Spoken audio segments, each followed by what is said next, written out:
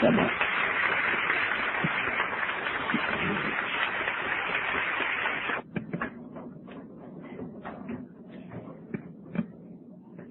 Thank you so much. And thank you all for all that you are doing in AA and Al-Anon and Alateen to help this troubled world. And that's what I thought I'd just say a few words to you about. And that is that we have been hearing so much about the past and the present that I thought I'd say just a few words about the future. I think that AA and Al-Anon and Alateen, the three big A's, has got a tremendous potential to help this troubled world out of its great difficulties. And I believe, as Bill did, that the power of its spirit and its spirituality, and maybe redundant, is really going to overcome so much of our troubles and difficulties. And this is my hope and belief for the future. Thank you. Saying is nothing. The woman I'm about to introduce, a year ago, it was my intention then to have him as a speaker for Founders Day last year. But he was the speaker for the Flame Group, which was in May, and we felt that it was a little soon to bring him back for Founders Day. But I did meet him last year and made a firm date for him to come back this year, and I'm very happy to say he accepted. He's a gentleman from Olive Branch, Mississippi, and I think that's appropriate because he's a peaceful man. He's a gentleman. By his own admission, he's an intelligent man. He ought to have it all together this morning. He's been brainwashed. Just a moment. Something occurred to me. Usually, on this Sunday of the year, the devil sneaks up and takes possession of my soul for a brief moment. And I'm getting flack already. I have been able to fight him off up to this time. And this, I must impart it to you. It was told to me in great confidence. But I would like to share it with you anyway. And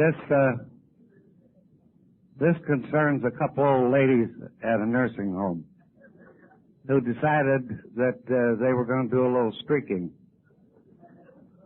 So they threw off their robes and streaked down the corridor and right past two old gentlemen sitting in wheelchairs. And the one old guy said to the other, "What the hell was that?" And the other says, "I don't know what it was, but it sure needs pressing."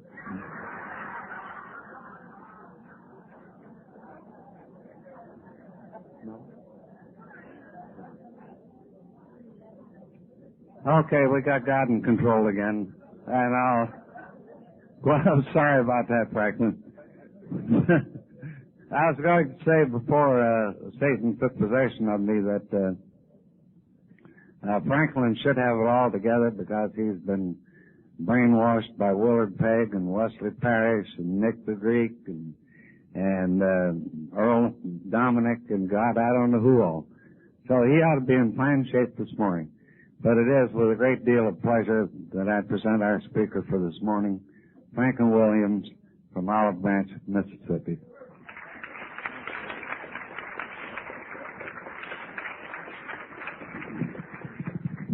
I did have it all together 2 hours ago. I thought we never was going to wean him from this microphone up here. Well, he's a better quoter of literature than he is an introducer. He didn't say what I told him to say. So about all I can say is that this is the most recent introduction I've had.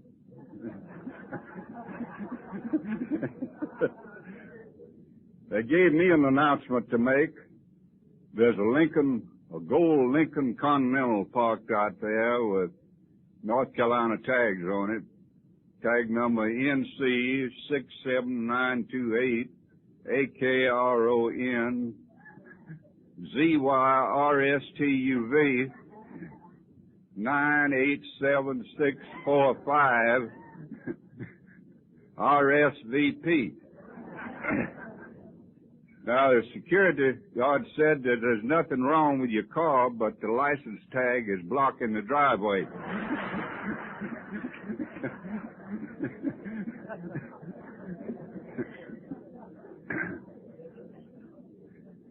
God, you're a beautiful bunch of diseased people.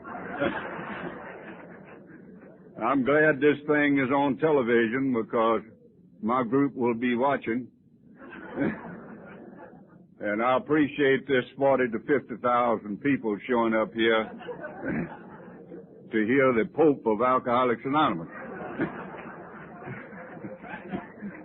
Now, when they see this crowd in here on television, they're going to ask me where the others were.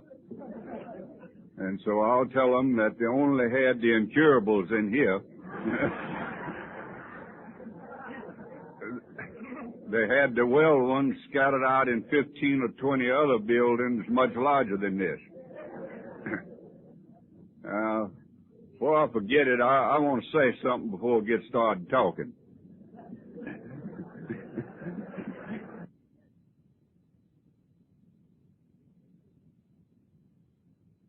So I had people to rise last night with 4 weeks sobriety, 30 days sobriety, less than a year, and I was astounded at the number of people who stood. I won't ask you to do it again and due to time. But I was really amazed at that many new people here at a Founders Day celebration. And I just want you to know that you are the reason that we have a lot of these things. But I also want to tell you this, that next to me, you're the most important person here. And I also want to tell you this, that since you have ruined your reputation for the balance of your life by being seen with a bunch of incurables, well, there's no need of you leaving.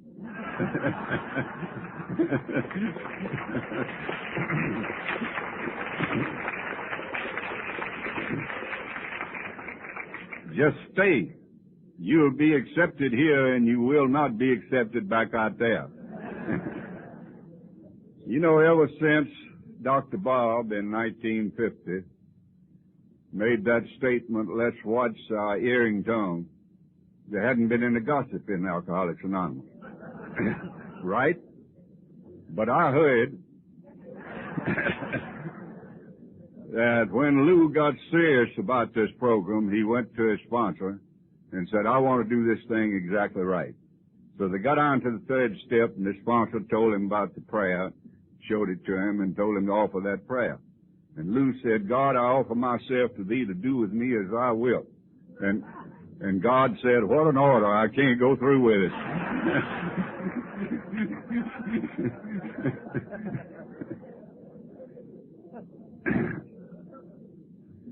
I'm an alcoholic and my name's Franklin Williams. Hi. By the grace of God, to fellowship with men and women like you, and because this program does work, it hadn't been necessary for me to take a drink today, and for this I am most grateful. There's no way I can express my gratitude for being allowed to be a part of this 47th celebration of Founders Day of Alcoholics Anonymous. I can't get across to you, no matter what I might say, the feeling that I get to be in this territory, in this area. Really goose pimples is on me. I've been here before, not to your Founders Day, but for other deals. And it's just Well, there's no way for me to explain how grateful I am for being a part of this.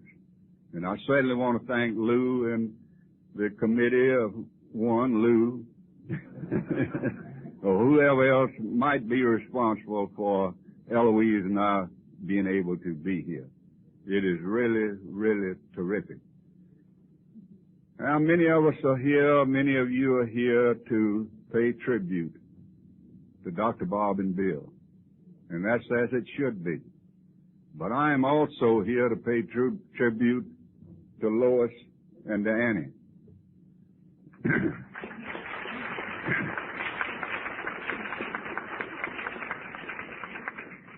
Because I don't think this thing would have ever happened without those two beautiful, wonderful people.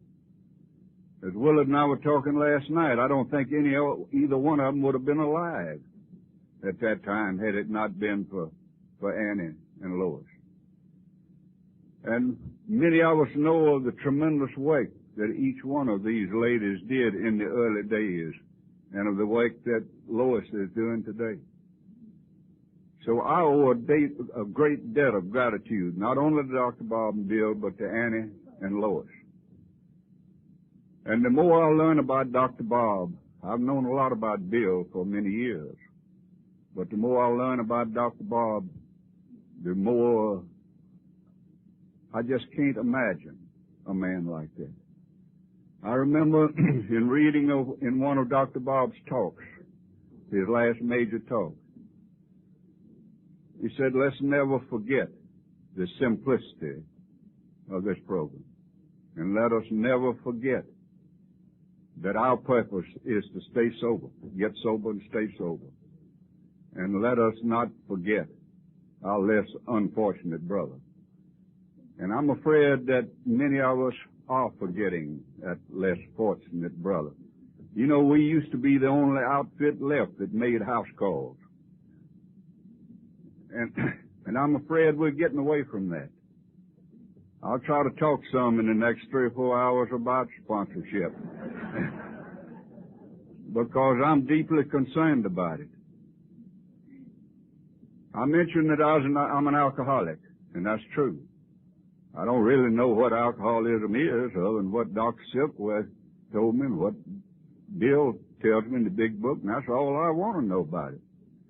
I just know if it has anything to do with drinking whiskey, I got it. And I don't need to know all those ifs and whys and all of that. Now, so I'm not only what we commonly refer to as an alcoholic, but I'm a real alcoholic. And if some of you don't have a big book, if you'll get you one and read in there, it mentions many times about the real alcoholic. And I'm not going to tell you what a real alcoholic is, but if you see me after the meeting, well, I'll tell you where in the big book to read, and you can find out whether you're a real alcoholic or not. Now, I'm not only a real alcoholic, I'm an arrested alcoholic. I've been arrested many, many, many times. I don't rightfully know how many times I've been arrested. I wish I'd kept up with it. But I didn't know it was going to be a thing of social prestige when I got to the program of Alcoholics Anonymous. Who knows? AA might come up with a pension plan. And me not knowing how many times I've been arrested, I might lose out on some of my benefits. The text of my sermon this morning is going to be to keep it simple and follow directions. And that's always and still is hard for me to do. I can louse up a one-car funeral by complicating it. And I didn't learn to read just the black part in the book for a long time. I read between the lines and I interpreted. And I said, now this is what Bill really meant. And it took me a long time to get this thing simple and to be able to somewhat follow directions. I mentioned earlier that I think sponsorship is a weakness. It certainly is in my area. I've been impressed up here about the fact that in many of your recovery places or treatment centers that a person has to have a sponsor before he goes in. And certainly he has one when he comes out. And I think that's terrific. And I think I certainly need to be more mindful about sponsorship. Now, in talking about sponsorship, I had to bring in my original sponsor. He went on to the big meeting some 8 or 9 years ago, and I can call his last name now because he is there. He's up there with Bill and Dr. Bob and Bill Dodson and Ethel Macy and all of those, and I'm sure they're looking down this morning, smiling, and said, keep on doing what you're doing, and try to improve a little bit on respect to your unfortunate brother. And may you always keep this thing simple. And I really believe this. So his name was David Gates. Now, like Brown mentioned last night, he said his sponsor was the most uncouth man he ever saw. He never did meet David Gates. He had absolutely no upbringing, no manners whatever, no feeling for his fellow man. He used a lot of vulgarity when he talked to me. He called me ugly names that I won't repeat in a mixed audience. But he got my attention. And I think that's the only way he could have gotten my attention. He used to take me to a meeting every night. He did this for a long time. He finally told me, he says, well, you're going to have to get there yourself. He says, you get to where you're dependent on us. And I said, David, you know I don't have any wheels. I don't have any way to get there. He said, we find walking helps. I'll see you there. The first number of meetings outside of my local group that I went to, he talked. I said, David, don't anybody else talk? He said, nobody you need to hear.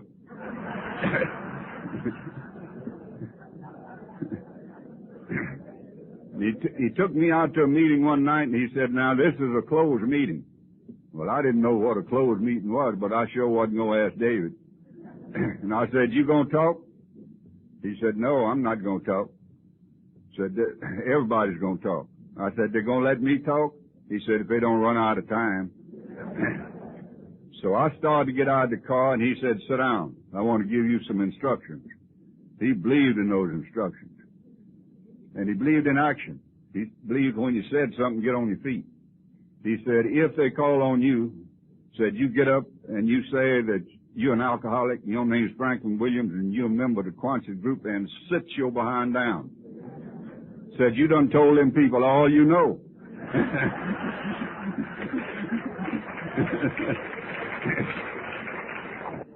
They didn't let us talk in those days in Alcoholics Anonymous until we'd been sober for at least a year. And they didn't let us read anything out of the big book at the meetings, a part of the 5th chapter, until we were sober at least 90 days. And we had a fellow in my group named Allen. And Allen had more degrees than a thermometer. But he couldn't stay sober. And he is always telling me that you could learn to drink socially. Now, I didn't know what social drinking was, but it sounded good. If you go to find the right MD and get your capillaries adjusted. Well, that's exactly what I wanted to hear, because I didn't come here to stop drinking. And I didn't want to associate with the people that are staying sober. I wanted to associate with the people that are slipping, and that was a great word to me. I loved to hear them talk about slipping. So I kept preparing for slips. And by preparing, I had them. So I had to go to David with everything.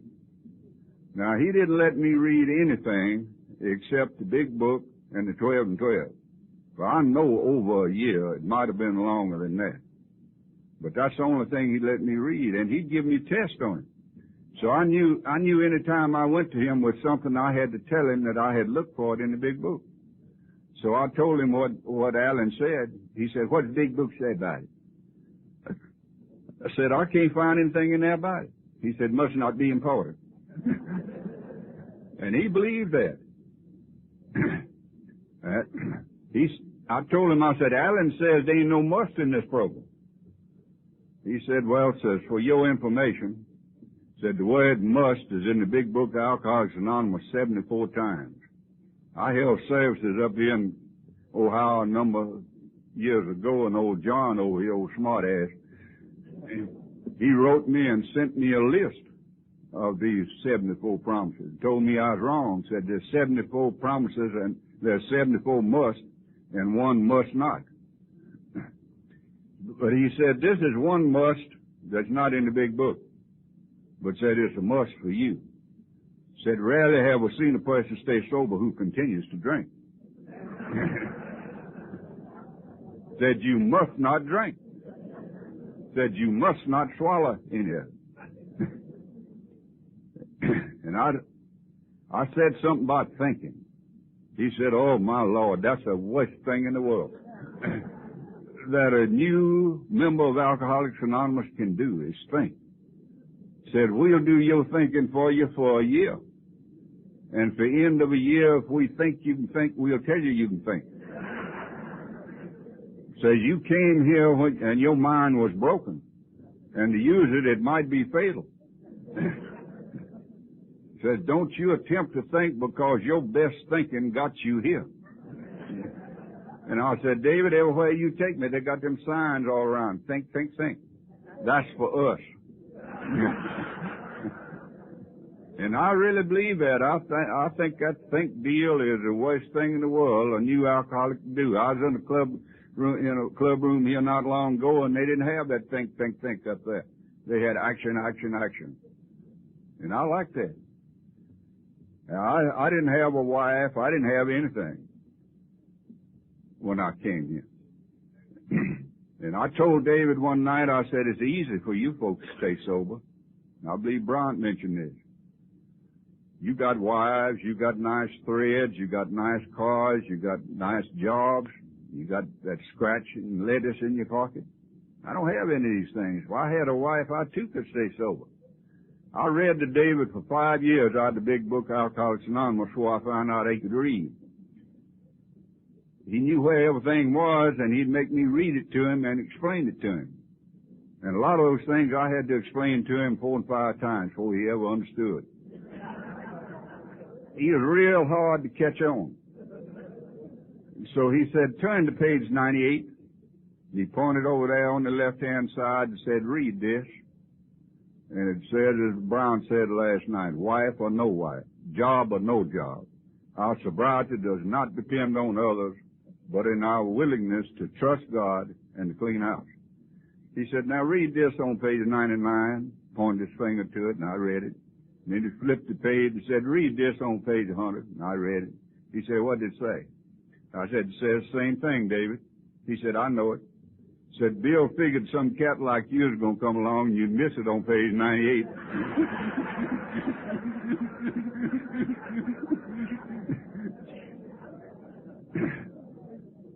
But he pointed out all those things to me. I said, David, you know I'm broke. I'd come out to Pennell Farm, and I really didn't have anything, and I was eating at AA meetings. We had noon meetings in Memphis then, have them now. And incidentally, I'm a member of the Quonset group in Memphis, Tennessee. And I attend on a regular basis the Olive Branch group in Olive Branch, Mississippi.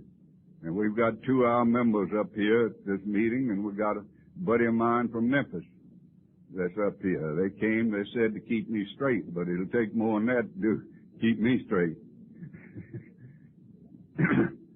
So I'm a member in good standing of both of these groups.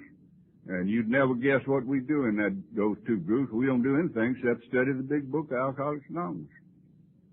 And our people know that big book, and most of them are staying sober. And I think it's really, really terrific. So I was broke, as I told you, and he told me, says, you must have a big book. You must have a big book, and study that big book.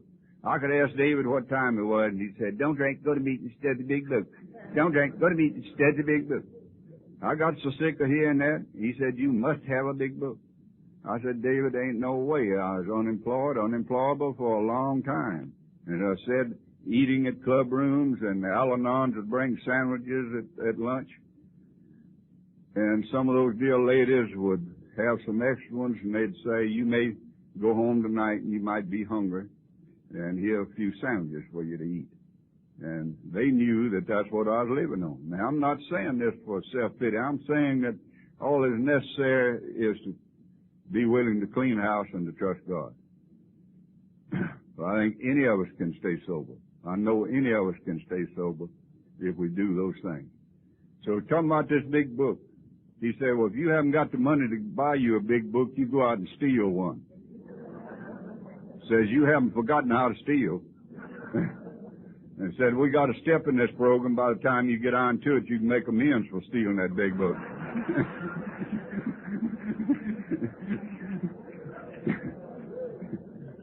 He said we have to go to any lengths, and this might be any lengths. Any lengths for you. As far as I'm concerned, I can sum up this whole program with 6 words. Trust God, clean house, and help others. Now, where do I get this? See, I have to have things simple. When I came in, we didn't have the 24-hour book.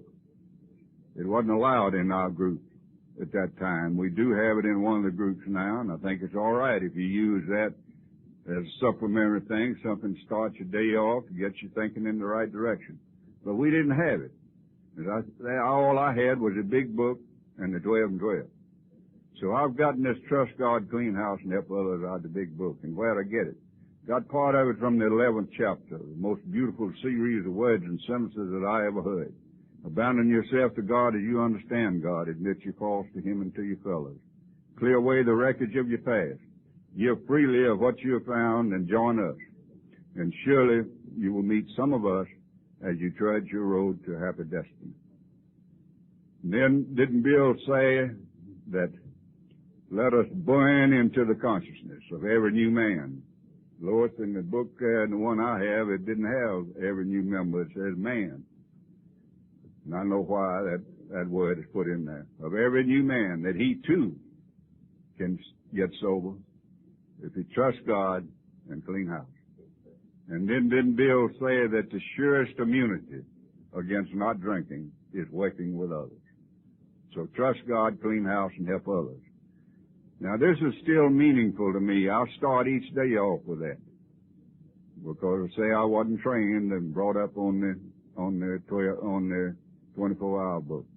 I know I'd go to David and have the Bible. And I'd want David to read something to him out of the Bible. He said, what do you want to read out there for? You profess to be an agnostic. You don't need to be reading out of the Bible. I said some good stuff in there. He said, well, maybe at the end of a year, 1 year, we'll let you read out of the Bible, but we want it thoroughly understood. It's not conference-approved literature. He believed in that conference-approved literature. None of you realize how hard it was for Eloise to get here this time. And I'll mention that further on down the line. But she is really excited, and has been excited about getting to come here. Now, Eloise don't get to go to as many places as I do because she works.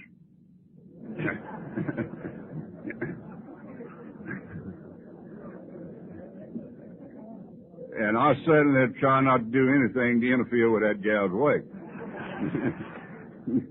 But I want it thoroughly understood that that gal don't have to work. Darn it, she can go naked and starve to death if she wants to. That's a decision she has to make. Decisions are bad on me. I had to make a decision before I stood up here whether to go to the bathroom or not. And right now, I made the wrong decision.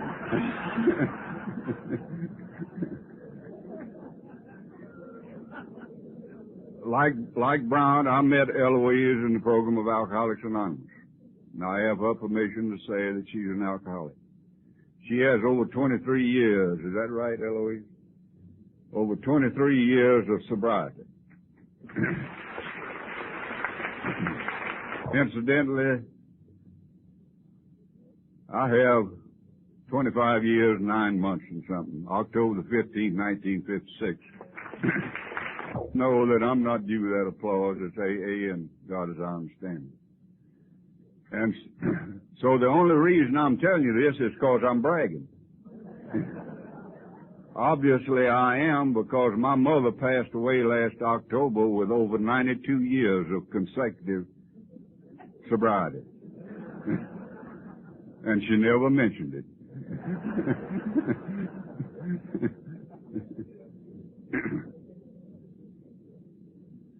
I mentioned earlier I didn't come to Alcoholics Anonymous to get sober. And I'm sure there's nobody else in this room that came for such an ulterior motive.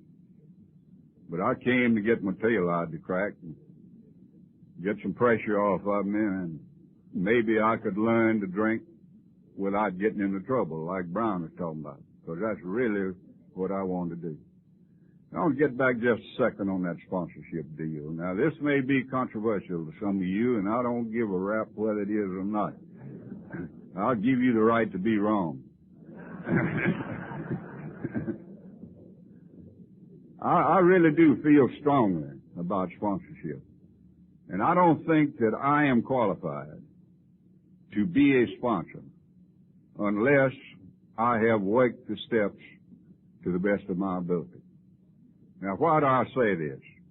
How is someone going to explain to me how to take the fourth step if he or she never has taken that fourth step themselves?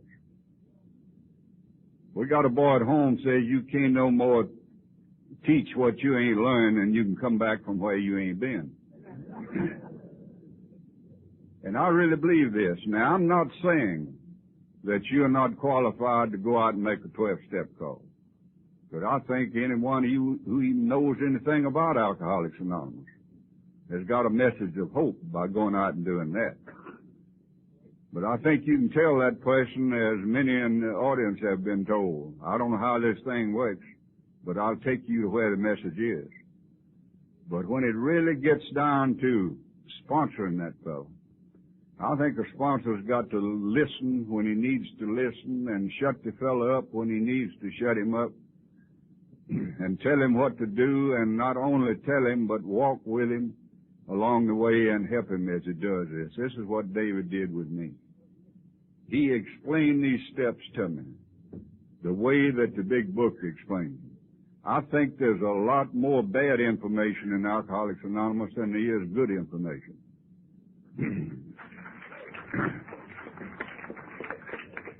I'm hearing people say you don't have to write a fourth step. You can take this thing cafeteria style. If you don't like that step, you can skip it. Well, they're not reading the same book I am, because the instructions that Bill left us it's spelled out there plainly that when you finish one step, it says, now you are ready for the next step. So people can say they don't know when to take a certain step. Well, they're not reading the book. So I came to the program of Alcoholics Anonymous in January 1956, and I slipped for a period of 9 months till October the 15th, 1956. And I'm not going into a blow-by-blow deal of my drinking, because we all know how to drink. There's a lot in the big book Alcoholics Anonymous how to live, and that's what I want to devote most of my time to. I started drinking when I was 16 years of age, and I started for the same reason that many people do, because of peer pressure, because of the people with whom I was associating were drinking, and they seemed to be having the fun, and I wanted to join in, and I did. And I drank for a period of 29 years. I was an alcoholic from the first drink I ever took. I stole the first drink I ever took. Two brothers, not my brothers, but two brothers, we stole some corn whiskey from their daddy, and I blacked out. 29 years later, I stole some wine, and I blacked out. Now, in 29 years, I gave it the best shot I had. And I didn't learn a way to drink and not get into trouble. I suffered the same loneliness, the same feeling of futility, the same feeling of not being a part of being rejected. And I had that god-awful guilt and fear, and I've never known an alcoholic that didn't have these. David said I didn't have any guilt. He said I never was sorry till I was caught. And I don't know but what he is right. But maybe it's remorse, but I know there was something there just eating that gut out. I don't think it's the physical suffering that got me to Alcoholics Anonymous. It was the mental suffering and that feeling of guilt and knowing that something bad was going to happen. If it didn't happen this 5 minutes, it's going to happen the next 5 minutes. I was looking for something that took care of right now. I knew that I was going to black out. I knew I was going to wind up in jail. But it eased that old feeling down in my gut. Something for right now. And it wasn't until I got to the program of Alcoholics Anonymous that I found something that would take care of right now. And there's nothing that can come up in my life today that there's not an answer for it in the big book of Alcoholics Anonymous for right now. So I started to go into AA, not for me, but try to get my wife back, get police off my back, and a number of other things. So really it's important to me, why did I come to the program of Alcoholics Anonymous? This is a suggested program, and a judge suggested that I come. And he put it in the form of an order. So you know if I came to wake people, I didn't come to wake the program. So I just thank God that there was only a period of 9 months before I really got on the drunk of all drunks. It wasn't as bad as many that I had been in. I didn't suffer as much physically or mentally. But it was a time that I was ready to throw in the towel. David used to always tell me, surrender, surrender. Most important thing in Alcoholics Anonymous, surrender. I got so darn tired of listening to that. I said, David, what in the world is surrender?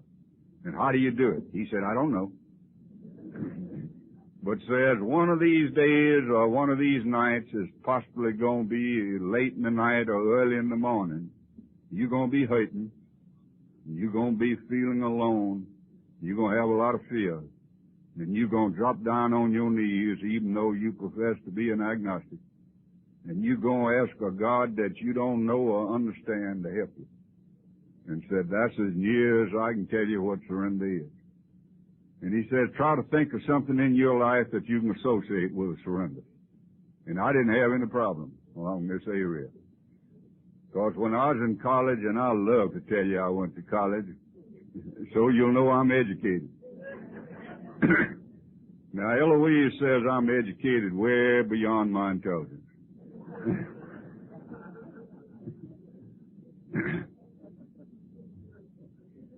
And mentioning Eloise again, a number of years ago, I don't remember years too much. They slip by so quickly. But a number of years ago, she switched over and went into Al-Anon. And she's what Lois and a group call a double winner. Things were real rough at our house. I mean real rough. And I don't know how in the world we stood it during the first 10 years or so of our marriage. We would one another's throat all the time. Eloise had a 10-year-old daughter when we married. And that daughter grew to hate me. And she used to shake her finger in my face and tell me, you're not my daddy and you don't have anything to do with me. And things were real rough. So Eloise has a friend in Tuscaloosa, Alabama, that some of my friends here from Tuscaloosa know, singing. And singing very quietly, and that's the only way it could have been done. Said, Eloise, you need to go to Al-Anon. Now, Eloise is not a person who does things instantly. Well, you can look at her and tell she's in her 18th year now of a 12-day diet.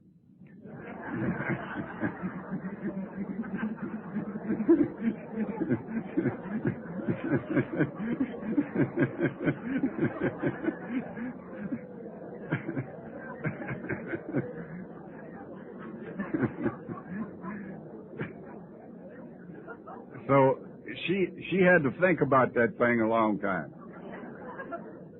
So she finally did go. And Eloise fell in love with Al-Anon.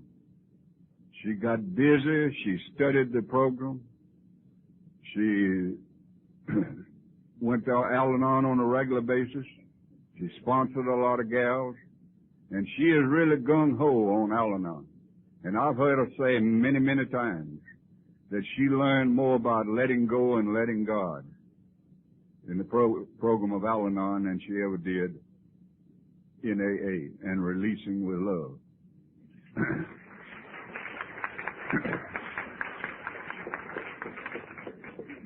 So my hat is off to Al-Anon. I think before anything is really meaningful to me, I have to experience it, and I've had an experience as a result of this. Now, lest you Al-Anons feel too smugly, we drunks got you where you are today.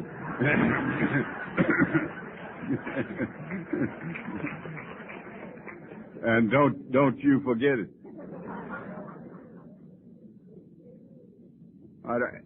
That night of October the 15th, of October the 14th, really, I decided that I was going to take my life. And I've never known an alcoholic that hadn't entered his mind. Don't many of us do it because we don't have the guts to do it. We don't want to hurt. And I had made some feeble attempts prior to that, but I was sure that someone was close by that could get to me and say, "You poor dear." And then I had them. But this night I really intended to do it. I had stolen a piece of plastic hose, and stealing was a way of life with me, just like drinking. I'd borrowed a car, and I'd hooked up that hose to the exhaust. And I'd run the hose in the left window, and that was how I was going to do it. And I'd written a farewell note. And I know David had given me a yellow legal pad to take my inventory on. And I had that yellow legal pad, and I was writing that farewell note. And I don't know about you when you're drinking, but I just love to cry. And I was staying in a garage apartment as Gladys of friends, and they had an old grapanola in there with a horn out from it. You had to wind it up. And this person had a Al Jolson Sonny Boy record. Oh, I love to cry by that. And had some old hillbilly music, and that was good. And Nobody Loves Me. I just love to play that. But that old grapanola had a peculiarity about it. About halfway through the record, it would slow down. So you'd have to jump up and run over and crank it up again. Well, I'd just slow my crying down to keep time with the music. And then as it began to pick up, I'd pick up. So I was writing that farewell note. I'm going on. You can have everything. I had it all on. And I just wrote and wrote and wrote. And I was crying all the time, tears dropping down on that old legal pad, and the bottom of the page got so moist the pen wouldn't write. And I drew an arrow up to the top, see next page. And I got thinking about my funeral and all the people that are going to be there. And I could see my wife looking down at the corpse and saying, "You poor dear, if I had only understood." And she had two idiot brothers that may be an alcoholic. And they were on either side of her looking down and saying, "Honey, if you had understood old Franklin, he'd still be living." And then she had two numbskull doctors, cousins that were doctors. And they were on either side. And one of them had tried to bug me, to send me to Whitfield, a mental institution, insane asylum. And the other one had tried to send me to Keeley, up there close to Chicago. And they were looking down and said, "Honey, if you'd have left old Franklin down there in Mississippi where we could take care of him, he'd still be living." Now, I don't want you to think I had the self-pity. So I cried all I could cry, and I went on out to the car and started the motor. And a peculiar thing happened. I that never did drink that wine like I drank it. You really missed something. And it's too late now. But you talk about a spiritual awakening, us old winos stayed in one. You just up here in the air floating and grinning and scratching. So I went back to polish off that last little spot of wine, and another peculiar thing happened. I passed out. And somewhere around 1 or 1:30 the early morning of October the 15th, I waked up. Now, I didn't come to, I waked up. And there's a difference. Apparently clear of mind. And my whole life passed before me. And I saw things in a perspective I'd never seen before. And I knew what the problem was, and I knew where the solution was. And I fell to my knees, and for the first time in my adult life, I said a honest and sincere prayer. Now, ladies and gentlemen, to me, this is surrender. I called on a God I did not know nor understand for help. And I don't know what I said other than God help me. But I think that's as great a prayer as a suffering alcoholic can offer. I think there are two real important things about prayer. And the first one is start doing it. And the second one is keep on doing it. And it don't make any difference. I said it don't make any difference. You don't have to believe to begin with. The book don't say that we believe. It says we came to believe.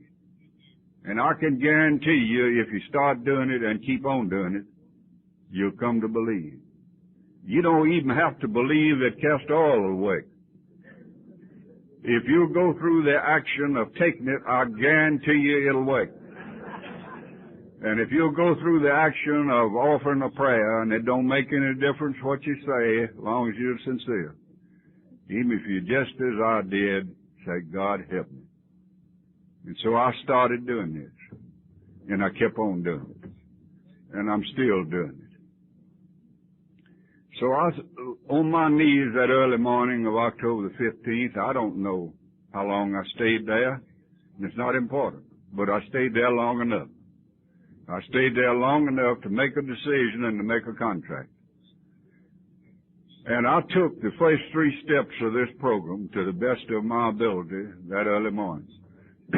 I admitted there was absolutely no way in the world that I could drink alcohol safely and not get into trouble. I could not control the amount I was going to drink. I couldn't stop when I wanted to stop, and I could not guarantee what my action was going to be. I accepted this at a gut level. And there was absolutely no way in the world I could keep from drinking. Therefore, I was powerless over alcohol. Lack of power was certainly my dilemma. And I had done things I hadn't intended to do, and I'd left undone the things I had intended to do. Therefore, my life was unmanageable, and an unmanageable life to me is just that simple. Now, if my life was unmanageable, I need to manage it. And I remembered you told me something about this in step 2.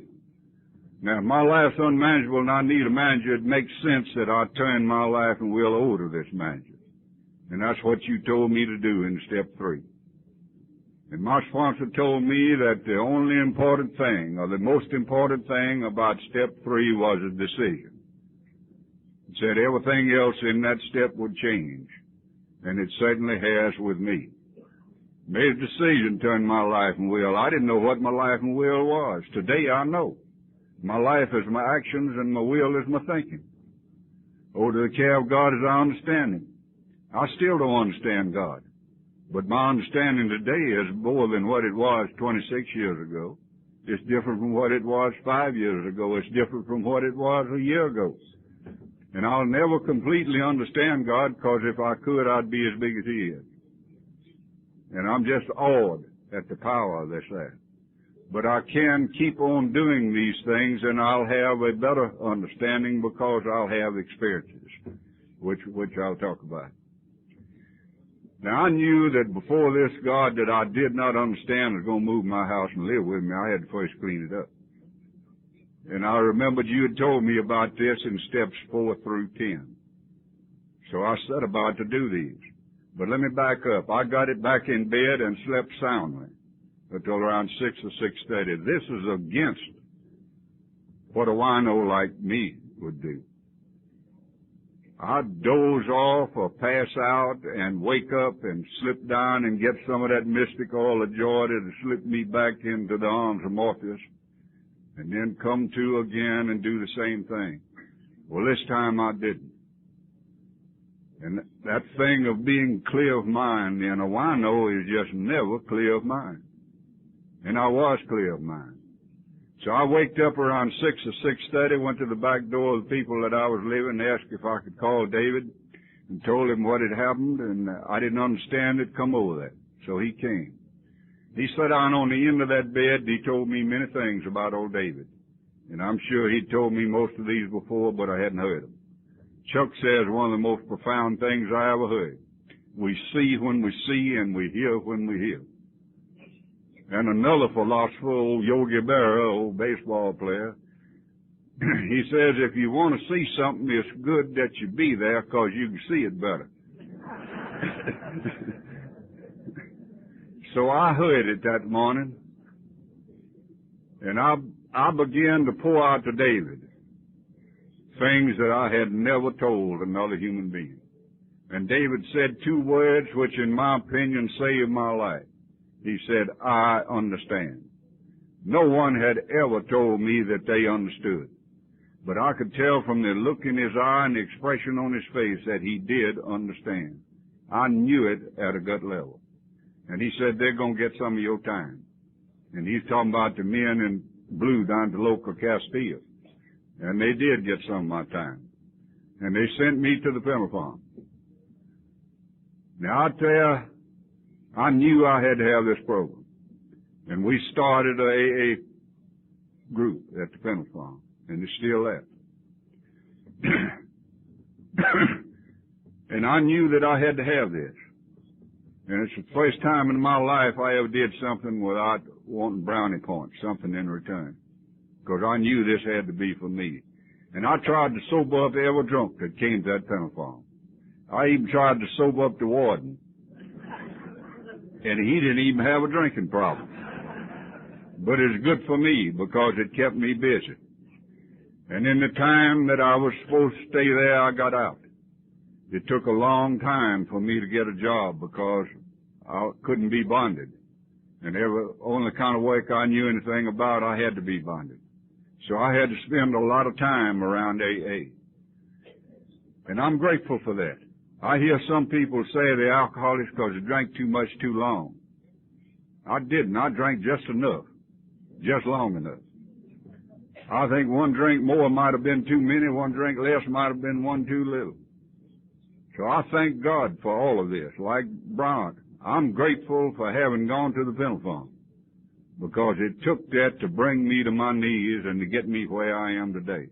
I think it takes what it takes for each and every one of us. So I set about to do these steps just the way that the big book says and the way David was explaining. And I think I worked them to the best of my ability. I just didn't have much ability. And I can see now that I wasn't capable of getting honest enough. And when I talk about honesty in AA, I'm not talking about cash register honesty. I'm talking about self-honesty. I'm talking about being void of self-deception.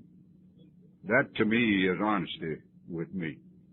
And I hope that I'm making a little progress in that area. Because I went along for a period of between 9 and 10 years. And I'm saying this for several reasons. I'm saying it for myself. But I'm also saying it to maybe there's someone in this audience that has a little sobriety or a lot of sobriety and is getting uncomfortable. And you're beginning to feel nervous and irritable and discontented that Dr. Bob talks about. And I know that if I continue to feel this way, I'm going to reach for that drink. And I don't want any more of this. So I reached that point. And David used to get to the meeting an hour early, and I did too. He required me to, even after that much sobriety. And we'd stay at least an hour after the meeting. And I think that with me, the meetings before the meetings and the meetings after the meetings are the best meetings that I went to. Because a lot of these were one-on-one with David. And by that time, I had learned to respect David. And I loved him. And incidentally, to begin with, I hated his guts. And if you have a sponsor and after 60 or 90 days you like him, you got the wrong sponsor. Because he's not telling you the truth. But old David told me the truth. And that night down there, I said, David, I'm getting nervous and irritable and discontented. And there's something wrong. I want to talk to you about it. He said, I know it. Said, I've been trying to approach you on this for several months, but you had a wall built up and you wouldn't let me get through. And I've been praying that you'd come to me or you'd go to somebody else and get this out in the open before you got drunk. And God has answered my prayers. He said, can you stay sober from now until Saturday? That was on Monday night. I said, yes, I can. I'll be miserable as a devil, but I can stay sober. He said, I know you can stay sober if you do what I tell you. He said, the first thing I'm going to tell you not to go to any meetings between now and then. Now, that don't sound right, but let me finish it. He said, I want you to stay at home and not read the big book, but study the first 4 chapters in the doctor's opinion. He said, do you know why I want you to do this? I said, no. He said, turn to page 6, turn to 5th chapter after the ABCs and read me the first few words after the ABCs. And I read them and it says, being convinced we are ready for step 3. Being convinced of what? Of the ABCs. What are the ABCs? They're purely and simply the first 2 steps. David told me, and I believe it. Nowhere in our AA literature does it tell us how to take the first 2 steps. You don't take them. You become convinced of them. It says so in chapter 5. It said, how do you become convinced of it? David said they got the doctor's opinion in there in the first 4 chapters that leads up to this. He said, I want you to thoroughly study that doctor's opinion. I think it's one of the greatest pieces of information that we have. As Brown said last night, it nails us to a T. It tells us who is an alcoholic, it tells us what our problem is, and it tells us what the solution is. And then on in the rest of the book, it tells us how to get this. The doctor's opinion's in the right place. Bill put it there so we'd study that first. So I really studied this thing. He said you need to learn from the doctor's opinion that you are not a bad person trying to get good. You are a sick person trying to get well. And you have a sickness and you are not a no good moral derelict. Then he says, really study Bill's story to the agnostic, more about alcoholism. In fact, the first 4 chapters. He said, if you study these, you will be convinced of the first 2 steps. And I believe this. And I did it. And the people with whom that I work with, I have them to do this because I know it works. So then, we spent the day out on the lake that Saturday. And when we got ready to go in, why, he had me to read there about the 3rd step, how to take it. And you know, after nearly 10 years in this program, I didn't know that Bill suggested that we take the 3rd step with another human being. And I didn't know that he suggested a prayer in that. See, I had a mental block against these things. There again, that ego was in the way and that honesty was in the way. Self-deception. So he had me to read the 3rd step prayer. And after I read it, he said, I'd like to hear you say it in your own words, and I think God would too. And we knelt down by a log, and I said the 3rd step prayer. This is not exactly the same words, but it's what I say all the time now. God, I offer myself to Thee to do with me and build of me what as Thou wilt. Relieve me of the bondage of self.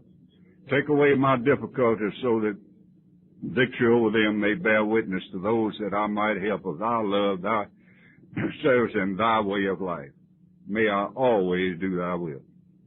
David said, we all right up to now. And I looked down at David, and I was taller than he, and tears were running down his cheeks, and tears were running down mine.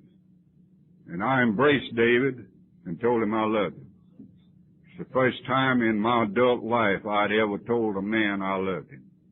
I know way back years before then, David told me he loved me. And I didn't say it because I didn't have guts enough to say it. But I thought, you're not one of those, are you? But see, that was my conception of love at that time.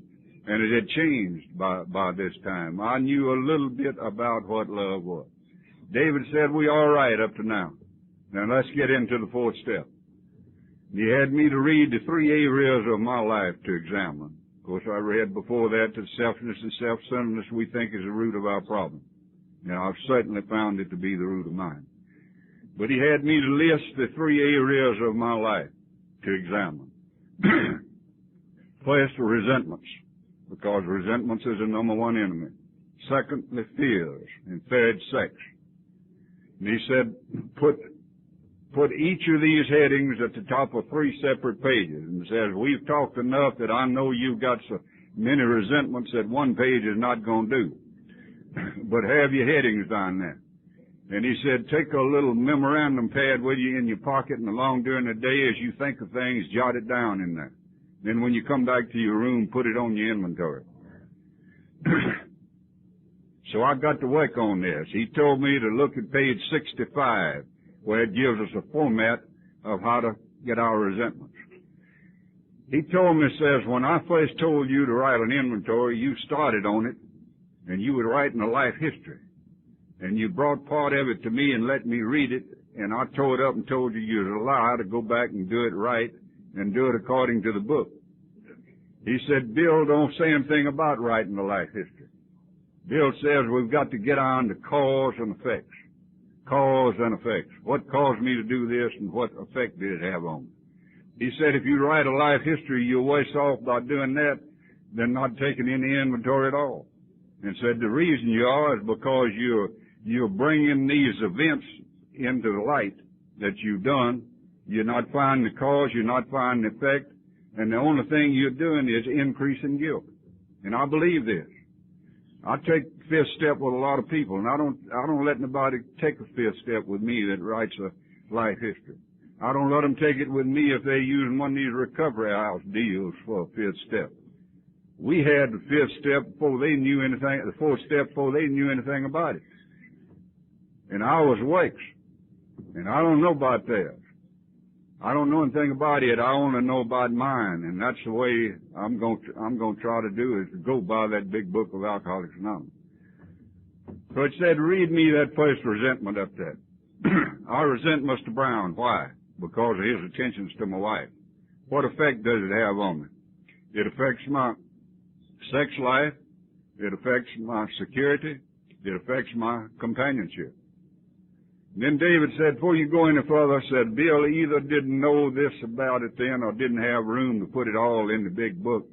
But in the 12 and 12, he goes into depth more about this. I want you to read me the first paragraph in the explanation of step 4 in the 12 and 12. And says what it is the 3 God-given instincts. We have an instinct for sex, an instinct for emotional and material security, and we have an instinct for companionship. Now the book goes on to say there's nothing wrong with these because they're God-given. But where I get into trouble is in threatening or abusing one or more of these God-given instincts. Then he had me to read about the 7 cardinal sins, and I'll only mention pride because pride is at the head of the list, and it should be there. And here's an example of me threatening. Suppose I want something, and I don't get it. And I even pray for it, which I'm not supposed to do. But let it be at that. I don't get it. All right, pride steps in and says, Franklin, what a heck of a nice fellow you are. You deserve that. Then when I don't get it, fear steps in. I have found out that the end result with me is fear, but I'll get back to that. He said, in how it affects you, use one or more of the God-given instincts. As an example, I resent Mr. Brown. Why? Because of his attention to my wife. How does this affect me? It affects my sex life. It affects my emotional security, and it affects my my companionship. And I went all the way through it. And in every instant, one or more of the 3 basic instincts was threatened or abused. Then what is the end result? On page 65, you'll see in parentheses say after every one of them is fear. So then it says on further in the 12 and 12 that any time my basic desire or my real desire in life is to satisfy my basic instincts, then I'm in trouble. What is that but saying I'm trying to satisfy a human ego? There ain't no way in the world you can satisfy a human ego. We got a fellow in my area that loves to fish and he loves to drink and he does it both at the same time most of the time. But here several years ago, he was going late in the fall and things were frozen over and this minnow place had more minnows than he could sell. They were just dying. So this old drunk stopped by and said, "How much are your minnows?" The man said, "All you want for $1." He said, "Give me $3 worth." Ain't no way you can satisfy a human ego. So I really have found, what have I found out about old Franklin? I found out that my problem is ego. My real problem is ego. The end result is fear. And this is why I can understand that Bill, in my opinion, was divinely inspired in this deal. Why he stresses so much deflation of ego. 7 of our steps have to do with house cleaning. I think before God can use me, He's first got to destroy me. He's got to get rid of as much ego as possible. Self-pity, all of these deals. So I found out that my real problem is ego, and the end result is fear. Cause and effect. Cause and effect. I listed the people that I'd harmed under my resentments. I listed my fears. And I listed my sex deal. And I found out what caused them and what the end result was. Then David had me to read what to do in step 5. So David and I went back out on the lake, and I took step 5 with David, and he took his 5th step with me. Certainly he took that part of it which related to mine. And that helped because it helped to reduce guilt, and it showed me somebody else in the world had thought and done as I did. And I try to do this, or I do this, with people with whom I take the 5th step with. Then he had me to read about steps 6 and 7. Page 76 is the only page in the big book that has 4 steps explained on it. And it don't take much explanation to do. Become entirely ready to have our character defects removed. I read that the only thing that I could really do there was to pray for willingness. That's what the book says. So I prayed for willingness. Then when it come, well, I take step 7. Humbly ask Him to remove my shortcomings. Now this may be controversial. The book don't say this, but I think this is what happened to me. I don't think God is going to do anything for me that I can do for myself. I don't think my character defects have been removed completely. I know this is a shock to you. I think they are being replaced. I don't think that, as I say, God's going to do something for me that I can do for myself. I think what has happened is that God has afforded me the opportunity to practice the opposite of this character defect. And as long as I'm practicing the opposite, I can't have that character defect. For instance, there's no way that I can have self-pity if I'm practicing gratitude. And so on down the line.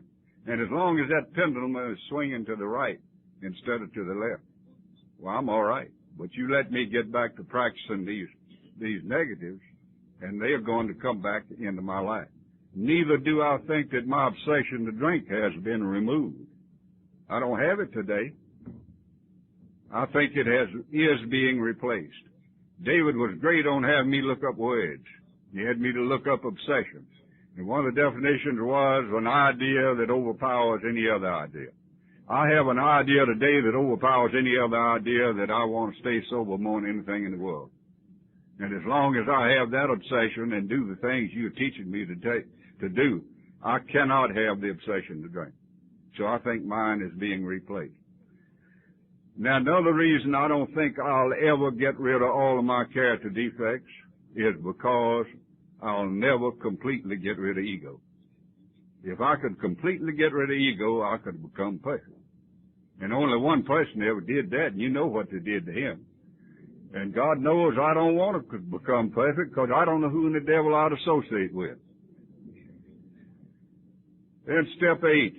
He had me to read there what to do. He said, you made this list in step 4 when you took your inventory. And the only thing you can do now is pray for willingness. And I prayed for willingness. And when I became willing, I made amends. I had him to do some arguing with me about some of it. But I made amends everywhere except when to do so with any of them others. I had a hard time accepting my father because he is dead. And I couldn't make amends. And David got across to me the mere fact that I was willing sufficed. So I don't have that guilt anymore. And I'm trying to keep all of this slate clean. Continue to take a personal inventory and when wrong, promptly admit it. Promptly can mean 10 days, 2 weeks, or 30 days with me a lot of times, depending on how badly I hurt. Pain is the thing that's motivated me to do everything that I've done in the program for improvement. But when I hurt long enough, I do something about it. I surrender. I don't think I told you about the instance about this surrender. I thought back to when I was in college and this old boy named Red McGinnis there. And this is meaningful to me today. Just as much so, if not more so, than it was nearly 26 years ago. But I made the mistake one day of smarting off to Red McGinnis. And he darn near killed me. Next thing I knew, I was trying to get up off the floor. And every time I tried to get up, Red McGinnis knocked me back down. And I never laid a hand on Red McGinnis. But had it not been for some compassionate people that pulled him off of him, I believe he'd have killed me. Now that was over 50 years ago. And if Red McGinnis come in this room today, ain't no way I'd say anything smart to Red McGinnis. I completely and unconditionally surrendered to Red McGinnis. Now that's surrender. And if it's too complicated for you to understand, get you something you can understand. I can understand it. I said it's important to me today. It is. David taught me to talk to myself. He said it's not Franklin that gets you into trouble, it's the little Franklin. And says what you got to do is talk to him and put him in his place. Y'all go over in the corner and count yourself. And so we go over in the corner and count ourselves, and I say, little Franklin, you get me in a devil of shape. What me and you got to do is have a Red McGinnis surrender to God. And I know what I'm talking about, and I think little Franklin knows what I'm talking about. So it's these simple things with me, and then following directions, that make this program so much more easy and so much more beautiful. I liken the 10th step to operating an automobile. There's some daily things, or almost daily things I've got to do to an automobile. Got to check tires, air in the top, water in the radiator, water in the batteries, put oil in the transmission, put gas in the tank, clean the windshield, a number of daily things. But I can operate that automobile for a certain length of time, and I've got to have a major overhaul. And that's the way it is with old Franklin's life. After I run this thing along for a good long while, some things crop up in my conscious mind, I think because I'm getting a little bit more honest. And I've got to go back and get the master mechanic, and we've got to do a major overhaul. And that's what we attempt to do. Now, I think many people in Alcoholics Anonymous don't really know how to take the 4th step. And I think part of the fact is due to lack of sponsorship. The bill says that the real purpose of this program prepares to be of maximum service to God and the people about us. And many of us hadn't worked those steps correctly to be of maximum service. I don't know how many people are in Alcoholics Anonymous, a million, whatever. But just think, if every one of us prepared ourselves to be of maximum service to God and the people about us, and then sponsored one person a year, the way David Gates sponsored me, look how this thing would run. And I think that's what Lois is talking about this morning, the future of Alcoholics Anonymous. And I have a grave responsibility. And I hope you do too. Sought through prayer and meditation to improve my conscious contact. This implies I've had a previous contact I sure did in step 2 and 3. But I thought step 2 in the beginning said came to believe in God. And I later found out it said came to believe that God. I came to believe in God as a result of waking the other steps and having some experiences. That thing of prayer and meditation, I've learned more about prayer and meditation in the last 5 years. I've been retired approximately 5 years, and I have the balance of my life. I think possibly the greatest thing I've learned is that God is. That God is. Bill says in the early part of the book, God is or He is not. Just that simple. I've had experiences, and I know that God is. I know where these experiences came from. I know the source of them. So this is a gut level feeling that God is. I spend a lot of time, I have some physical problems, and I spend a lot of time in a recliner. I don't know whether I have to or not, but I do. And after I get Eloise off to work in the morning, I lean back in this recliner, and I say my 6 words, and I have the big book there, and I have the 12 and 12, and I have a tape recorder, and I have the big book on tape, and I have the 12 and 12 on tape. And I'll either read something or turn on the recorder. I'm lazy. And I'll get to listening. And I'll get to thinking about old Willard. Different ones that I know in the program. And what has happened to them as a result of them applying the steps of this program to their life. And then I get to thinking about my own. And the fact that I suddenly realize that God is doing for me what I could not do for myself. And I'm really awed at the power that's in the program. The power that's in this program. I can't understand it. I'm not supposed to. But I'm really awed at it. So I get to, he had me also to look up believe. And one of the definitions of believe is to rely. And I am coming to rely on the forgiveness of God for yesterday and the grace of God for tomorrow. And that only leaves today. And there's nothing that can come up in my life today that I can't handle if I turn it over to God. And how do I know this? Because I've tried it. How else do I know it? Because Bill says in the big book that the problem ahead is never greater than the power behind. And I have another way of putting this. There's no limit to where I can go because I'll never run out of God. I'll never run out of God. And that's a comforting thought. The problem ahead is never greater than the power behind. I'll tell you an experience that happened in our lives in the last 6 weeks or something like that. The first Monday in May, Eloise went in the hospital. Some month or two prior to that, she had slipped on some ice and bruised herself all in a Dolly Parton.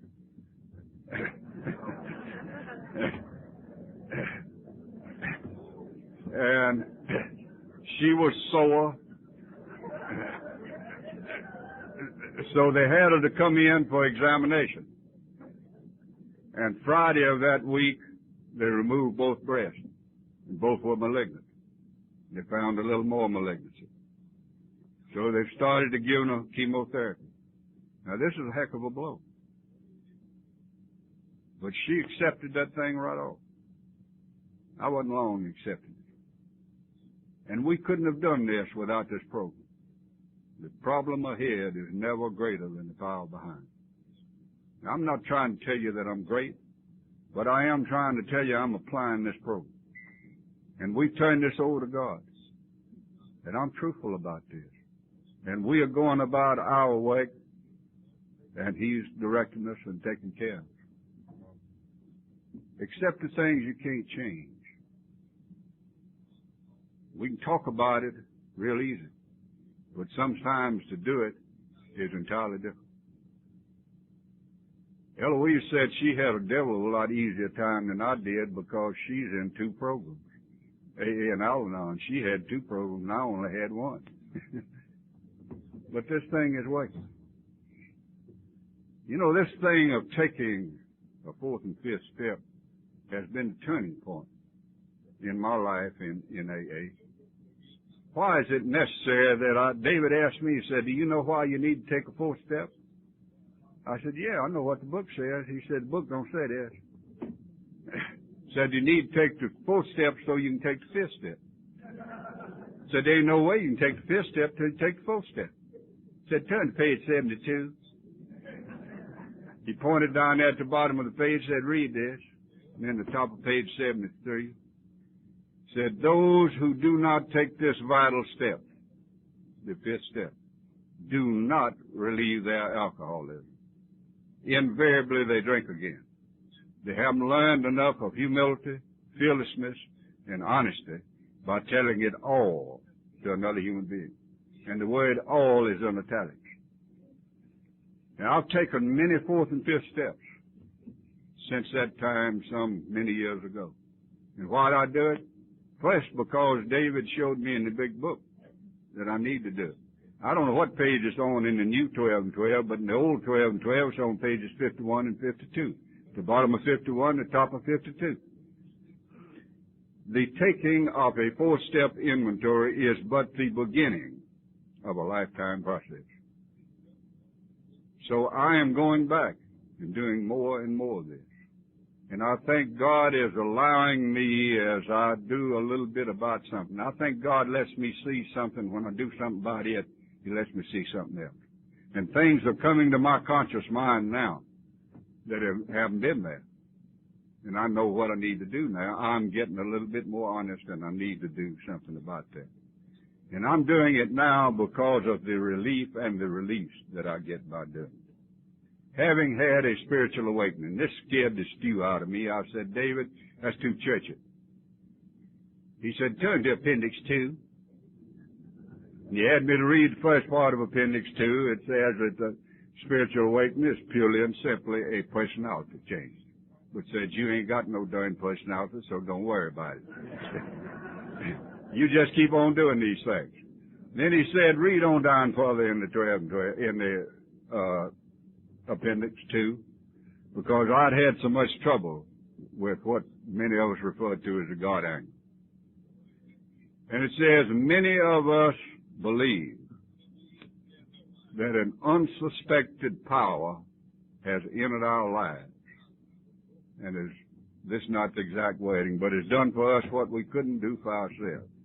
And in essence, the awareness of this is in essence a spiritual awakening. The simple awareness of this is a spiritual awakening.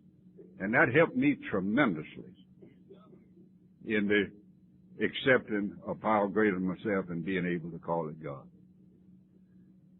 So having had a spiritual awakening as a result of the first 11 steps, we tried to tote this message and practice these principles. Tote what message? There's an old black boy down at Little Rock, Arkansas, I love Joe MCQ. Brown knows him well. Many others know him. And I should say I said this, but some of you will go back and tell Joe I said that. And it might give him a resentment and he might get drunk. And I don't want that to happen to Joe because I love him too much. So Joe said this. He said the greatest carrier of a message was a man named Paul Revere. Said he rode through the countryside yelling, the British are coming, the British are coming. Not one picture does it ever show Paul Revere looking back. Not one picture did he ever stop and get on off that horse and say, now if I was you, I'd do this about your marital problem, about your financial problem, your legal problem. No, he toted one simple message, the British are coming. Now Joe stopped it there. He didn't say this, I said this. The message took care of itself. When he told them British are coming, them cats knew to haul ass.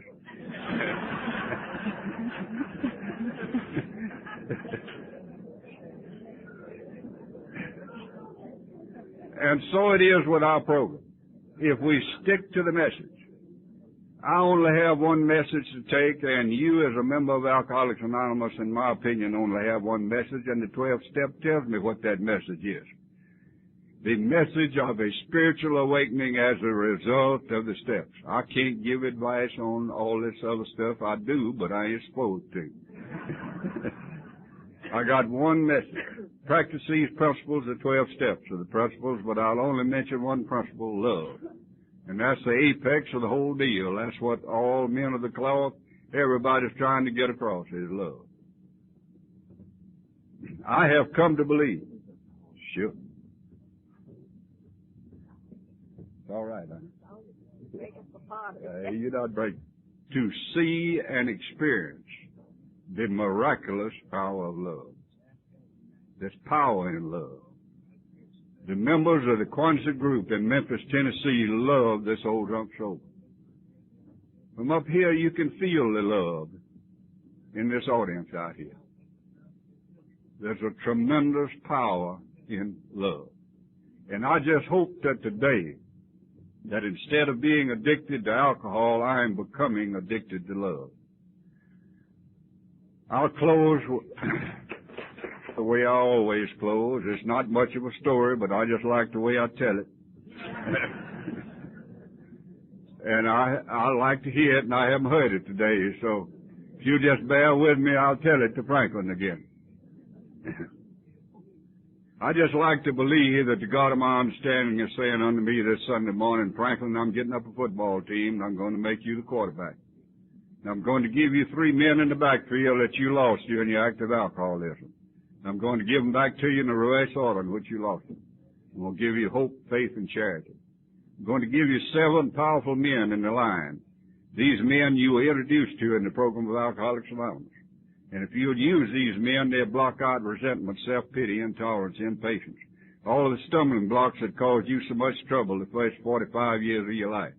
At the 2 ends, I'm going to give you patience and tolerance. At the 2 tackles, humility and honesty. And at the 2 guards, unselfishness and gratitude. And at the center, willingness. Now, it'll be necessary that you use willingness on every play. Now, this game is going to last a lifetime. There'll be no timeouts. So I'm not only the sole official, the referee and the sole official, but I am the whole deal. I'm your manager, your coach, and the sole official. So I'm going to have to give you some ground rules. And these ground rules are the 10 Commandments. And the first 4 of these commandments have to do with your relationship with your manager and your coach, God. And the last 6 of these commandments have to do with your relationship with your teammates. Now, the ball is your eternal soul, and the goalposts are the gates of heaven. Now get in there and play ball. I need each and every one of you in my search for truth in this game of life. And I thank God for the program of Alcoholics Anonymous. And I thank the program of Alcoholics Anonymous for the God of my understanding. And if you don't believe that this program will work, just keep it simple and follow directions. And if you don't believe that God will help you, just ask Him. Thank you, and God bless you, and I love you.